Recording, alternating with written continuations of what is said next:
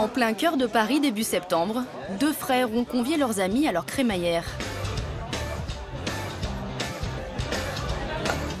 François et Benoît Martin n'ont pas décidé de prendre une colocation. Bienvenue chez Yuka. Ce bel appartement, c'est en fait le nouveau siège de leur start-up, devenu incontournable, Yuka. Alors du coup, vos bureaux, ils sont où? Alors là, en gros, c'est là où on bosse. Là, on a décalé les tables. Mais, moi, je bosse ici. Toi, tu bosses là, d'accord. On a la table de tech ici, en gros, et la table de com et service client ici. Donc c'est assez cliché. Là, c'est les filles, là, c'est les garçons. Là, c'est les filles, là, c'est les garçons. Avec leur amie Julie Chapon, ces développeurs informatiques ont conçu cette application au logo rigolo, une carotte qui nous aiderait à mieux manger. C'est des carottes? Des mini carottes, elles sentent la carotte ici. Merci. Donc, on en était à peu près là il y a 2 ans et on a un petit peu grandi maintenant. Lancée en janvier 2017,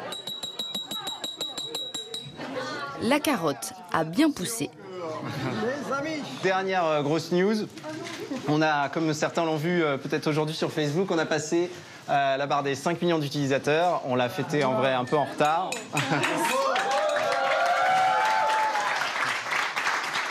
Donc encore une fois, un grand merci pour nous avoir soutenus depuis le début, parce que si on en est à 5 millions aujourd'hui, c'est parce que vous nous avez aidés dès le début. Et on voulait avoir l'occasion de vous le dire tous ensemble. Donc merci à vous. Ces jeunes entrepreneurs ne cherchent pas à faire fortune, mais juste à améliorer la qualité de notre alimentation. Tant qu'on existera, c'est qu'il y aura des problèmes dans la composition des produits et dans la transparence de la composition. Donc l'objectif, c'est qu'un jour, on n'ait plus besoin de nous, en fait. Sauf que pour l'instant, de plus en plus de Français ne peuvent pas se passer de ce genre d'application qui traque la malbouffe dans les caddies.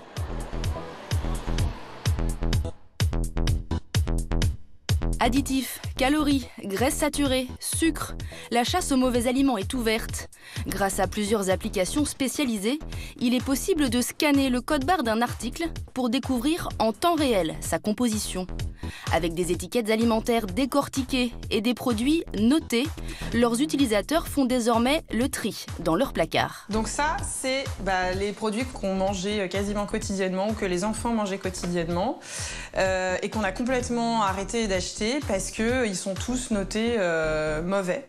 Pour guider les consommateurs, le gouvernement avait pourtant tenté d'imposer aux industriels un code couleur, le Nutri-Score, à grand renfort de publicité. Grâce à lui, en un coup d'œil, nous verrons si la qualité nutritionnelle d'un produit est bonne ou moins bonne. Sous la pression des lobbies de l'agroalimentaire, ce logo est devenu facultatif. En créant leur propre application, ces fondateurs réussissent là où l'État a échoué.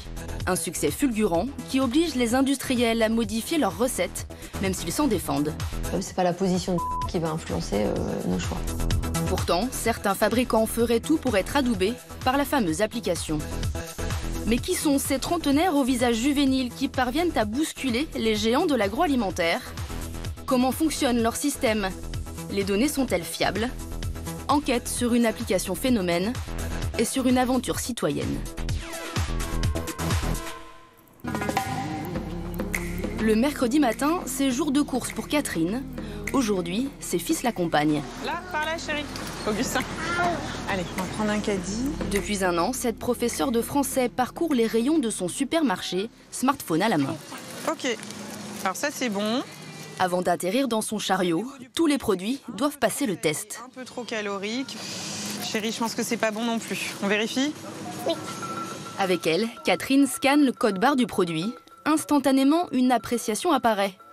Additifs, sel, protéines, sucre. Ces ingrédients sont passés au crible. Les qualités et les défauts sont listés du vert au rouge. Ces petits pains industriels, par exemple, contiennent trop d'additifs et de sel. Le voyant vire au rouge, une note tombe. C'est mauvais, c'est trop salé, trop sucré. La note globale est de 7 sur 100, donc c'est vraiment pas bon. Catherine est devenue complètement accro à cette application. Excellent. Ouais, ça m'arrive parfois de chercher un endroit dans le magasin où mon téléphone capte pour pouvoir badger des trucs que j'ai mis dans mon caddie, quitte ensuite à les remettre en rayon après. Ça a changé votre manière de faire vos courses? Ouais, vraiment, c'est plus long. C'est plus long et en même temps, c'était plus long au départ, mais finalement, c'est un temps que je prends volontiers parce que je me dis que c'est pour ma santé, celle de mes enfants, celle de mon époux. Regarde, mauvais, tu vois? Tu sais lire, Augustin, c'est écrit en rouge, mauvais. Regarde, trop de calories, trop de graisses saturées, trop de sel, trop de sucre. C'est vraiment pas bon pour la santé, il faut pas manger ça. La mère de famille a aussi trouvé un allié inattendu. Désormais, quand les enfants insistent trop, l'application fait autorité. C'est pareil, chérie, et je vous ai dit que vous ne servez pas. Quand ils veulent quelque chose et je dis bah non, c'est médiocre ou dit que c'est mauvais, ils passent à autre chose vraiment sans difficulté. J'ai même pas besoin de me battre, donc en fait, ça me facilite la vie. Vous reposez les garçons. N'en déplaise à Joseph, aujourd'hui, il n'y aura pas de gâteau au chocolat dans le caddie. Trop de sucre, selon sa mère. Le contenu de votre frigo, il a changé? Oui, il y a des choses qu'il y avait dedans, qu'il n'y a plus. Et puis ce qui a changé aussi, et ça je pense que c'est aussi grâce à quelque part, c'est qu'on achète davantage de produits frais. Quand on peut éviter les produits transformés, on le fait. Saucisses industrielles, fromage fondu, brioche du petit déjeuner.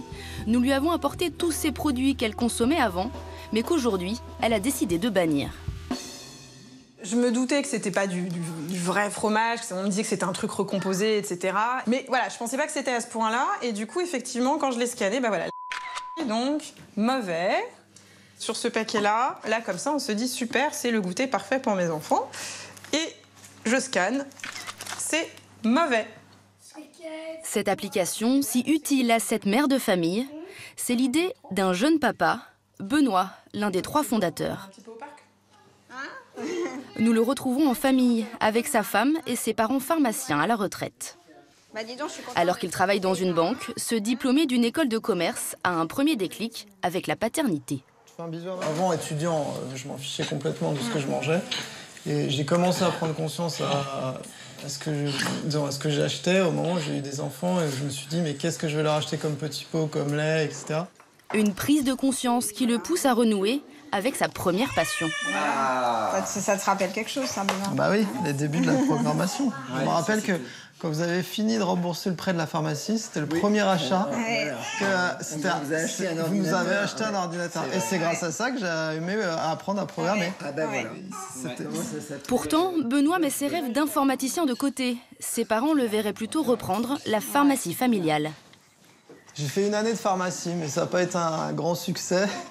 Mais j'ai toujours eu cette fibre de vouloir travailler pour la santé et de donner à mon métier, à mon emploi, un sens autour de la santé. Benoît plaque son boulot dans la banque et décide de se jeter à l'eau. Il s'associe à son petit frère François, devenu développeur. À leur manière, ils vont aussi œuvrer pour la santé, mais auprès des consommateurs. Un nouveau choix de carrière qui aujourd'hui fait la fierté de leurs parents. Je trouve ça formidable ce qu'ils font, d'avoir une action préventive comme ça sur 5 millions de personnes qui vont mieux manger et qui vont éviter d'être malades. Ça, c'est pour un pharmacien, c'est idéal. Mais c'est surtout en achetant un petit guide qui ne paye pas de mine que le jeune homme a une révélation. L'idée, elle est venue d'un bouquin, tout simplement. Un bouquin qui est là qu'on a acheté quand on a eu des enfants et qu'on a commencé à se poser la question de qu'est-ce qu'on allait acheter. Et je suis tombé sur ce bouquin. Ça montre surtout qu'il y a des bons produits et des mauvais produits rayon par rayon et que le marketing est tellement bien fait que c'est très difficile d'identifier les bons produits des mauvais. C'est génial. Par contre, c'est absolument pas pratique. On peut pas l'emmener en course.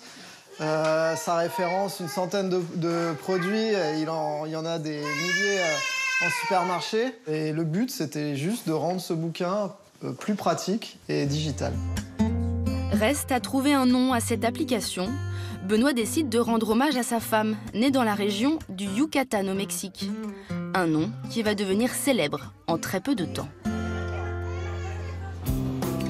Paris, dans le 13e arrondissement, c'est ici, dans cet immense incubateur de start-up, le plus grand d'Europe, que l'entreprise a fait ses premiers pas. En 2016, Julie Chapon, une amie des frères Martin, quitte son boulot bien payé dans une agence de conseil pour se lancer elle aussi dans l'aventure. On se fait le petit point du matin. Ce jour-là, c'est l'une des dernières réunions de l'équipe ici. Bientôt, elle va emménager dans ses propres locaux. Le modèle de similarité, il marche enfin, donc là, il ne manque plus qu'à le déployer via les serveurs. Donc ça, on peut le passer en... Ouais, normalement, c'est fini. Allez, vas-y. Cool. Ça se fait du bien. C'est quoi ça? C'est votre plan de bataille pour lutter contre la malbouffe? Ça, c'est notre tableau de suivi de toutes les actions. L'ambition plus large de tout ça, c'est vraiment à travers cet outil, cette appli, de redonner du pouvoir au consommateur, de lui permettre d'être un consommateur acteur et de faire bouger les lignes, de faire bouger l'industrie agroalimentaire. Voilà, on pense vraiment que le changement passe par le pouvoir du consommateur. Mais concrètement, comment y parviennent-ils? Tout tiendrait en partie dans la méthode de notation des produits. L'application contrôle ainsi 3 éléments. La qualité nutritionnelle compte pour 60%, la présence d'additifs pour 30%, les produits bio 10%. Sur la qualité nutritionnelle, on utilise le Nutri-Score, donc on n'a rien inventé du tout puisqu'on n'est pas nutritionniste dans l'équipe. Et sur les additifs, on se base sur l'état de la science et l'état des recherches à ce jour pour qualifier chaque additif en fonction d'un niveau de dangerosité. Si le produit scanné est considéré comme mauvais ou médiocre, l'application propose des alternatives, des recommandations calculées par un logiciel que personne ne peut influencer. L'indépendance, voilà donc le nerf de la guerre. D'ailleurs, la start-up ne s'appuie que sur des dons et sur des ressources financières hors publicité, grâce à un programme nutritionnel vendu sur le site. C'est notre combat au quotidien de montrer cette indépendance, de montrer que derrière, il n'y a pas d'industriel, on n'est rémunéré par aucune marque, aucun distributeur, on ne fait aucune pub dans l'appli.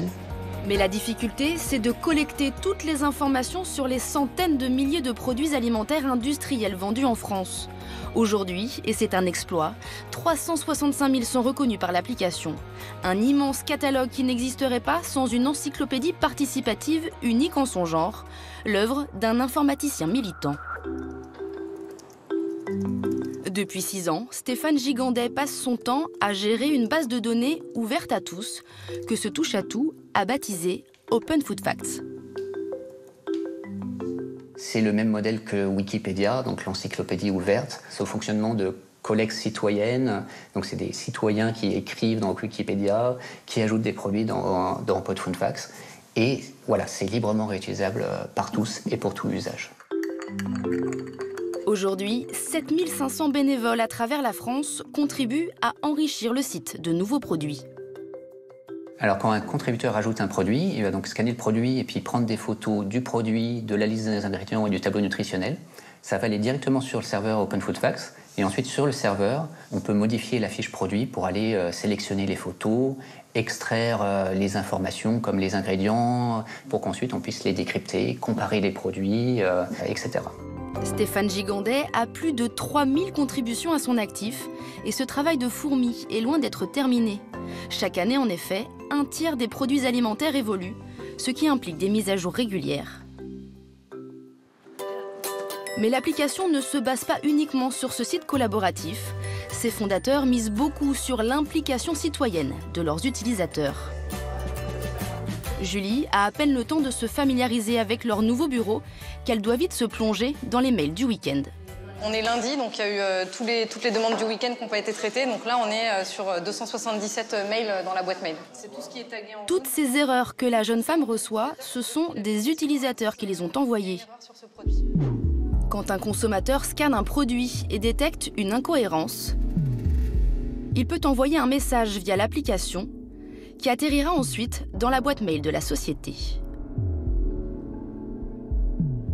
Ces erreurs, l'équipe les corrige alors manuellement. Elle dit bonjour, les valeurs nutritionnelles ne sont pas les mêmes que sur le produit. Donc on va aller regarder le produit, peut-être qu'on va voir tout de suite des incohérences et on va pouvoir les corriger. Tout l'enjeu pour ces développeurs, c'est d'empêcher en amont l'ajout de fausses données. On a un certain nombre de barrières automatiques qui nous permettent de détecter ça. Donc, par exemple, sur tout ce qui est selfie, on a beaucoup de gens qui s'amusent à prendre des selfies pour remplacer le produit. Donc ça, on est capable de les détecter automatiquement et de lui afficher, donc là je fais l'exemple, et de lui afficher un message lui disant « bah non, c'était gentil, mais tes selfies sont pas acceptés ». Ensuite, sur les informations nutritionnelles, on va s'assurer qu'on retrouve bien la forme d'un tableau nutritionnel dans la photo, que le texte correspond aux informations écrites plus haut. Si elles ne sont pas correctes, on va pouvoir revenir vers l'utilisateur, lui fermer son compte, parce qu'il aura été informé que ses contributions ont été partagées, et empêcher qu'il fasse d'autres modifications qui peuvent nuire à la base de données. Ainsi, chaque jour, une vingtaine de personnes sont bannies. Ce système est-il néanmoins vraiment efficace? Comment en effet assurer la veille et la fiabilité de milliers de données qui arrivent de toute la France avec une si petite équipe?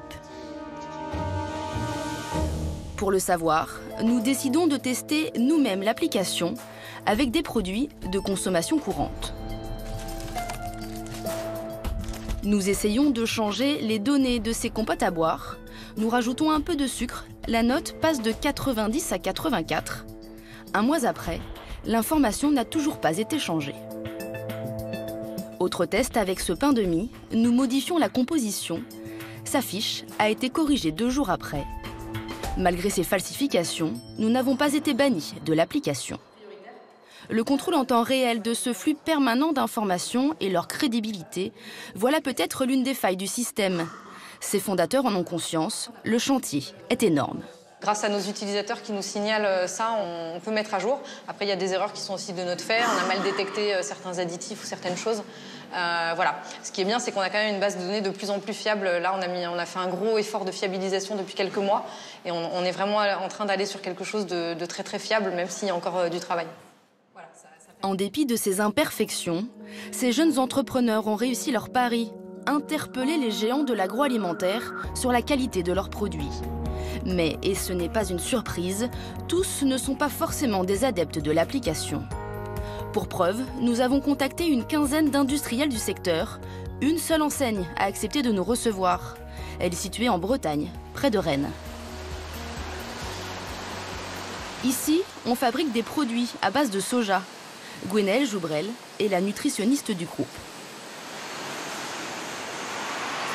Et dès que ce produit est bon, la majorité de ces produits est assez bien notée par l'application, ce qui a l'air de lui faire plaisir. Mais lorsque d'autres produits sont cette fois dans le viseur de l'application, changement de ton. Des crèmes dessert de la marque par exemple, qui contiennent un additif controversé, le E341, atteignent tout juste la moyenne. La nutritionniste pointe alors du doigt le manque de rigueur du système. Ce qui me gêne en fait, c'est qu'une personne ou un petit groupe de personnes s'affranchit d'un avis qui a été rendu par un collectif scientifique.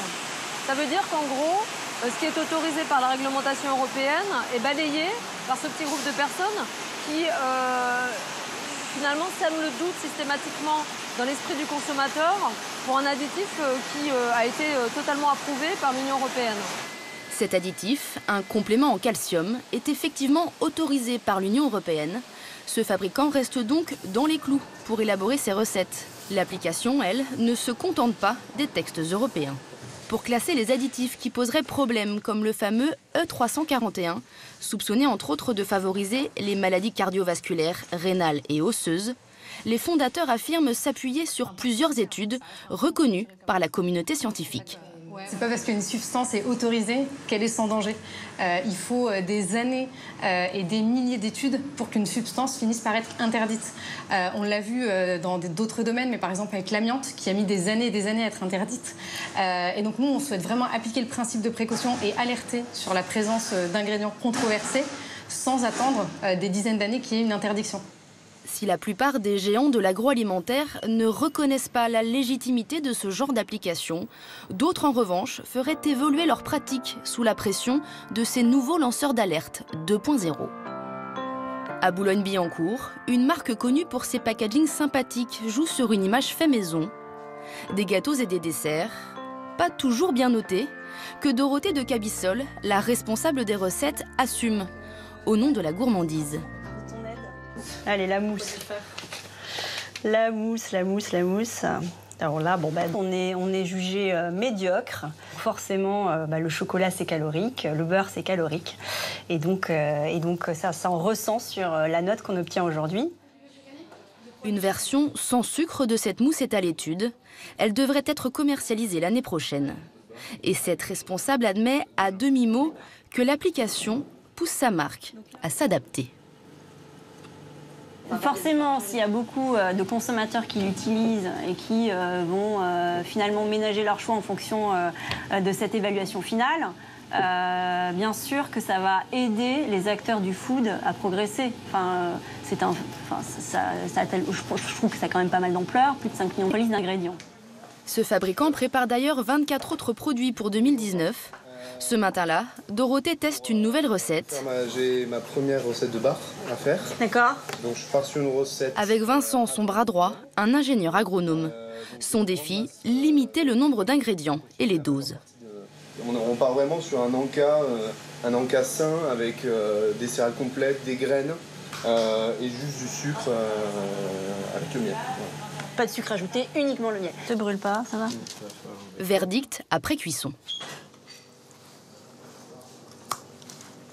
Par contre, en texture, ça va pas du tout. C'est trop gros, quoi. C'est compliqué aujourd'hui de trouver un équilibre entre l'aspect gourmand et l'aspect nutritionnel.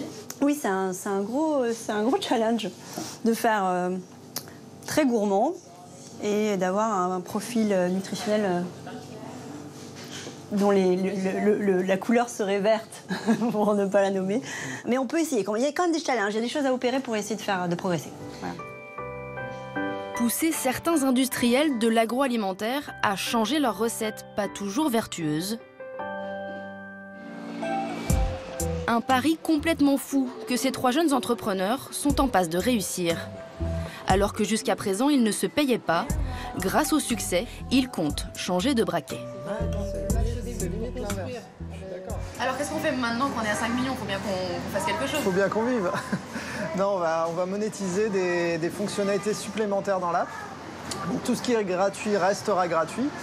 Et on nous demande un certain nombre de fonctionnalités, le offline, la recherche, des filtres, des listes.